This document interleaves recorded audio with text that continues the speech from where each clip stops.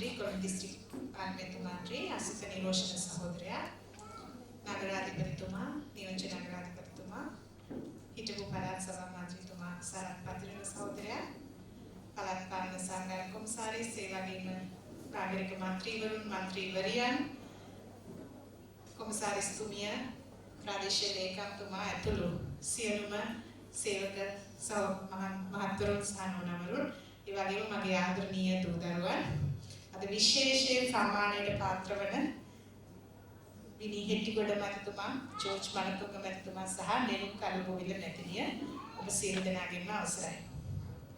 ස්වර්ණ ద్వාර ඇත්තම කිව්වොත් රත්රන් දොර අපේ සම්මානීය ලේඛක කීර්ති වැලිසරගේ මහත්මයාගේ වචනයක් මම නිවැරදි නම් යහපත් සංස්කෘතික මිනිසකු සංස්කෘතික ගැහැණියක නිර්මාණය කිරීමේ අප රජයේ ප්‍රතිපත්තිය උදාර සංස්කෘතික ජීවිතයක් සහ කම්පනීය ජනතාවක් කියන තේමාව යටතේ තමයි තියෙන්නේ. බර්ටෝල්ඩ් බ්‍රෙෂ් නම් සුප්‍රකට නාට්‍යකරු වරක් පැවසුවා මෙන්න මෙහෙම කියමනක් කලාව යනු සමාජය නැමැති යථාර්ථය පෙන්වුම් කරන කැඩපතක් නොව එම සමාජය හැඩගස්වන මිටියකි. බොහෝ දෙනෙක් හිතන්නේ සාහිත්‍ය සහ කලාව කියන්නේ හුදෙක් විනෝදාස්වාදයේ රසවින්දනය හෝ විවේකයේ පමණක් සඳහා පවතින දෙයක් කියලා. නමුත් ඉතිහාසය දිහා බැලුවම අපිට පේන්නේ දේශපාලනය එහෙම නැත්නම් රාජ්‍ය පාලනය සහ බලය හැසිරවීම සමග කලාව සහ සාහිත්‍ය ඉතා තදින් බැඳී පවතින බවයි. අපි අහලා තියෙනවා පෑන අසිපතට වඩා බලවත් කියලා. දේශපාලන දර්ශනයන් සමාජගත කිරීමට සමාජය වෙනස් කිරීමට කලාකරුවන් තරම් දායක වූ පිරිසක් තවත් නැහැ. එහෙනම් සාහිත්‍ය කියන්නේ හුදෙක් වචන එකතුවක් නොවේ. දේශපාලන විඥානය පුබුදු කරන අවියක්. හිට්ලර්ගේ ෆැසිස්ට්වාදයට එරෙහිව යුද්ධ බිමේදී තුවක්කුවෙන් සටන් කරනවට වඩා ප්‍රබල ප්‍රහාරයක් එල්ල කිරීමට චාලි චැප්ලින් නම් මහා කලාකරුවා සමත් වුණා. ඔහුගේ The Great Dictator චිත්‍රපටය තුලින් ඔහු ඒකාධිපතිවාදයේ විහිළුවට ලක් කරා. කලාවට පුළුවන් ඒකාධිපතියන් දනගස්වන්න. පැබ්ලෝ පිකාසෝගේ ගුවර්නිකා සිතුවම ස්පාඤ්ඤ සිවිල් යුද්ධයේදී අහිංසක මිනිසුන් ඝාතනය කිරීමට එරෙහිව පිකාසෝ ඇදී ඒ සිතුවම අදටත් යුද විරෝධී දේශපාලනයේ සංකේතයක්.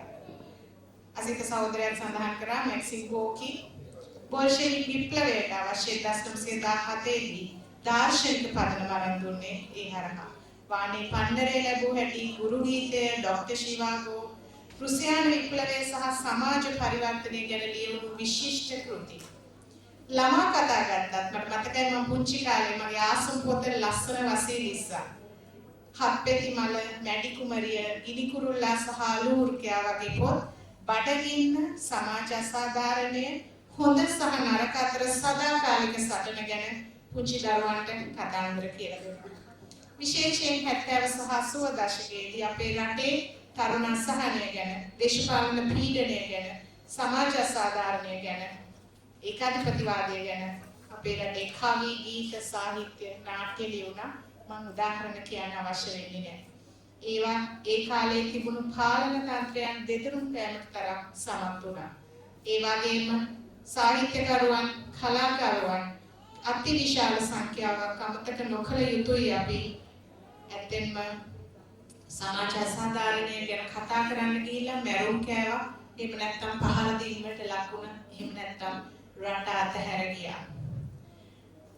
මේ සියල්ලෙන් මට කියන්නට අවශ්‍ය කාරණේ මෙයයි. සැබෑ කලාකරුවා කියන්නේ දේශපාලන සිරකරුවෙකු නොවේ, දේශපාලන විමුක්තිදායකයෙක්.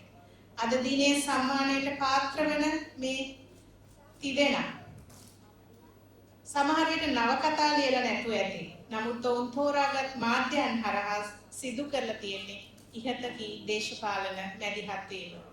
විනී හෙට්ටිගොඩ මහත්මයා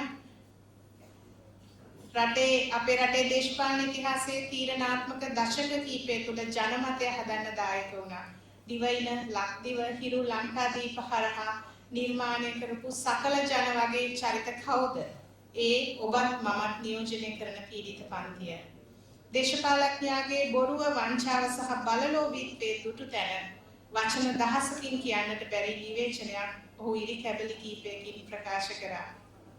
මට මතකයි ඉස්සර ලක්බිම පත්තරේ අරන් එනකොට ඒකේ හිටුවා බස් හෝල්ඩ් එකේ හිටපු චරිත ටික ඒකේ ඉන්නවා එක කොනක රැවුල වවාගත්තු තරුණයෙක්.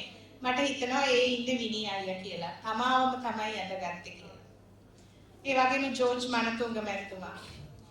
සිනමාව දෘෂ්ටිවාදයක් ප්‍රකාශ කරන ප්‍රබල මාධ්‍යයක්. රූපය මෙන්ම ශබ්දයක් දේශපාලනිකයි.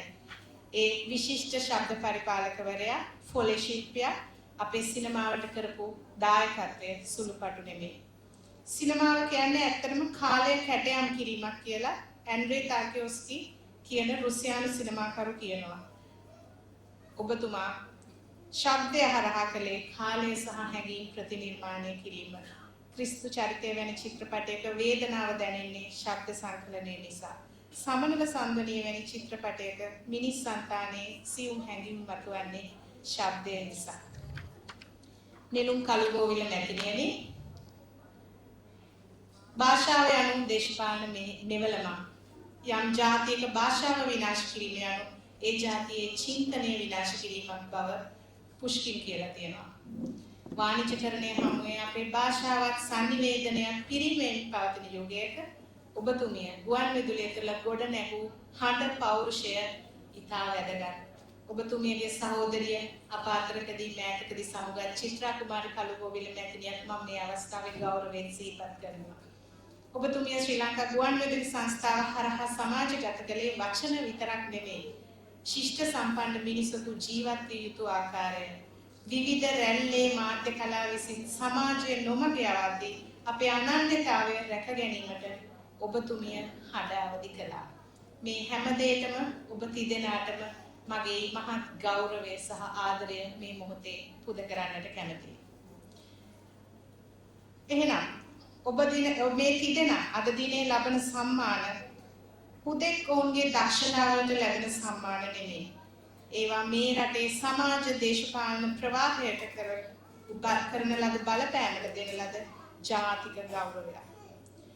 මෙතන ඉන්න පුංචි දරුදරයනුත් ඉන්නවා. අපි ඉතිහාසයේ ලියන්නේ කලාවෙන් සාහිත්‍යයෙන්. ඒ කලාව සහ සාහිත්‍ය ලියන අනාගත පරපුර තමයි ඔබ. සැබෑ කලාකරුවෙකු, සැබෑ සාහිත්‍යකරුවෙකු පක්ෂ දේශපාලනයට ගැති වෙන්න ඕනෑ අපි හිතන්නේ නැහැ. කලාකරුවා සිටින්න ඕනේ පීඩිත අය සමග. ඒ වගේම සත්‍ය සමග.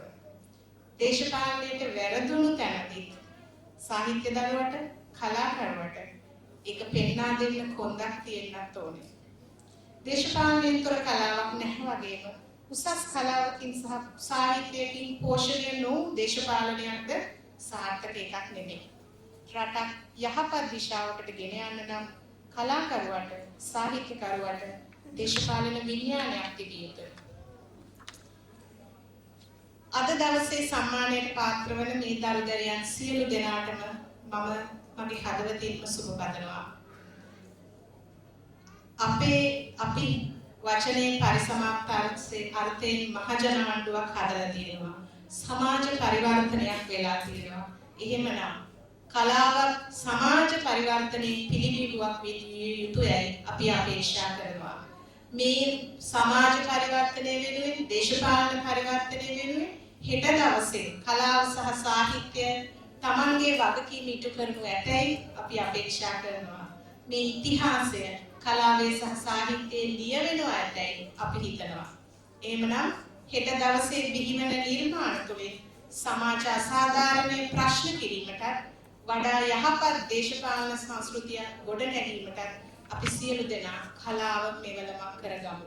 අවසාන වශයෙන් මම අද දිනේ අප අතරින් සමුගෙන ගින් කියන අපේ යුගයේ අසහාය ගායිකාව ලතා වල්පොල මැතිණියට එතුමිය අපේක්ෂා කර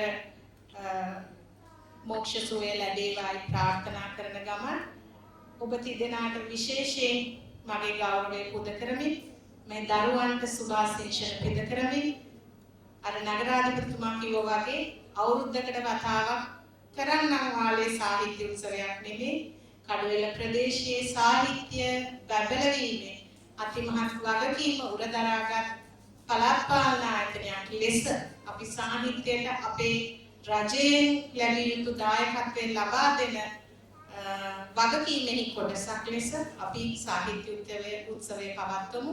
ඒ සම්බන්ධයෙන් මහන්සි වෙලා වැඩ කරපු සියලු දෙනාටම මගේ ස්තුතිය මේ අවස්ථාවේ පුද කරමින් මම සමුගන්නවා. බොහොම ස්තුතියි.